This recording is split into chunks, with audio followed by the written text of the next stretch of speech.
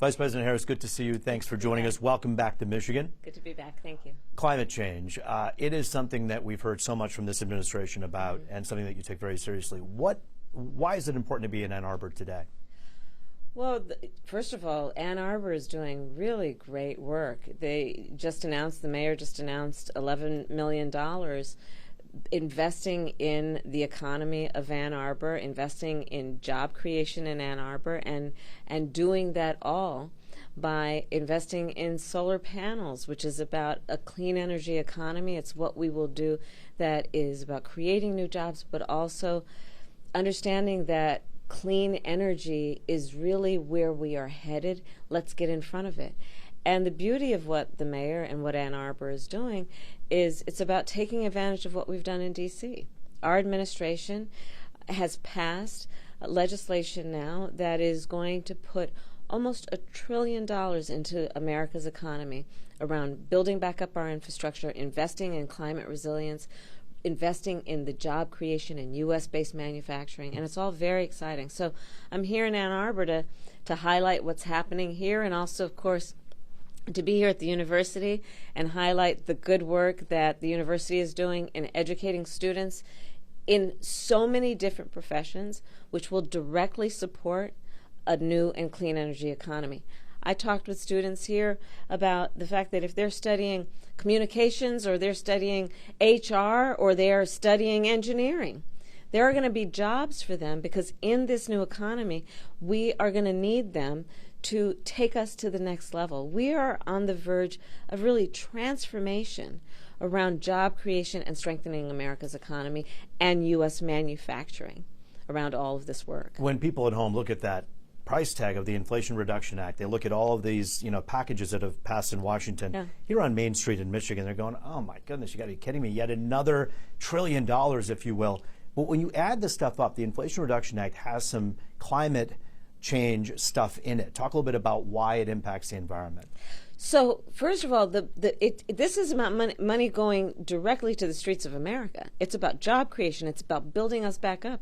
I've been traveling the country, for example, working with folks like the men and women at IBEW, right? Our electrical workers, the folks who are training up through apprenticeship programs, these highly skilled workers to do the work of whether it be to refurbish and build back up our bridges and our roads, or the work that we're doing to manufacture in the United States electric school buses. This is about what's happening here in Ann Arbor around an investment in solar energy, and about what we can do to reduce our reliance on foreign oil. All of this is very exciting, and the work that we are doing is also collaborating with the private sector and private investment, collaborating with American businesses, building up small businesses. Do you know that the vast majority of U.S.-based manufacturing is by companies that are 25 or less employees?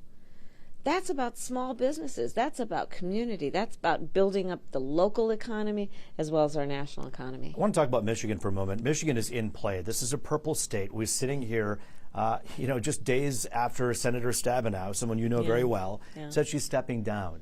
How important is Michigan for the future of the Democratic Party and for Republicans in terms of Michigan being in play? Yeah, well, let me first say that for the 4 years that I was in the United States Senate, one of the most important people that I got to know in terms of her dedication to not only the state of Michigan but to our country is Debbie Stabenow, an incredible leader. And I think we all as a nation are going to miss her role in the United States Senate, always speaking up in particular for working people in America and speaking up for what we need to do to strengthen who we are and live up to our ideals. Michigan as a state is very important. Michiganders are very important because Michiganders, like all Americans, have so much on the line in terms of where we are going as a nation. Michiganders know that we need to invest in U.S. manufacturing. They know that when we brought down the cost of insulin for seniors to $35 a month as a cap, that's going to benefit so many people who were on the verge of going bankrupt trying to buy essential medication to allow them to live. Michiganders know the work that we did, whether it be to extend the child tax credit in our first year and reduce child poverty by over 40%, directly impacts families here in this state. So Michigan is very important, and there's great leadership here, and that's why I'm here to work with them as we partner up to implement the work that we've done in Washington. The work that you've done in Washington has a lot to do with the work that's being done on the southern border. The border, by many people's account, is not secure. By Border Patrol agents who are there telling the media they just don't believe it is. Do you believe the border is secure now? I will tell you something. One of our highest priorities is to ensure that we have a secure border, and that is what we are doing. But we also need Congress to act. We need Congress to act. When we first came in as an administration, our first bill was to get Congress to put the resources that we need to make sure we have a fair and humane immigration system that includes putting resources at the border to strengthen all that we need to do.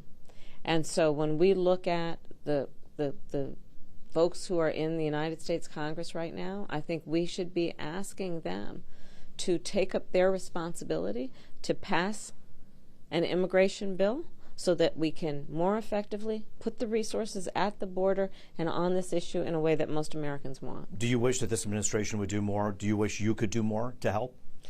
Well, I wish that the United States Congress would stop playing political games with this, and that so-called leaders would stop playing political games with this and using it as a point of division instead of actually working on the solutions. The solutions are at hand. Pass an immigration law.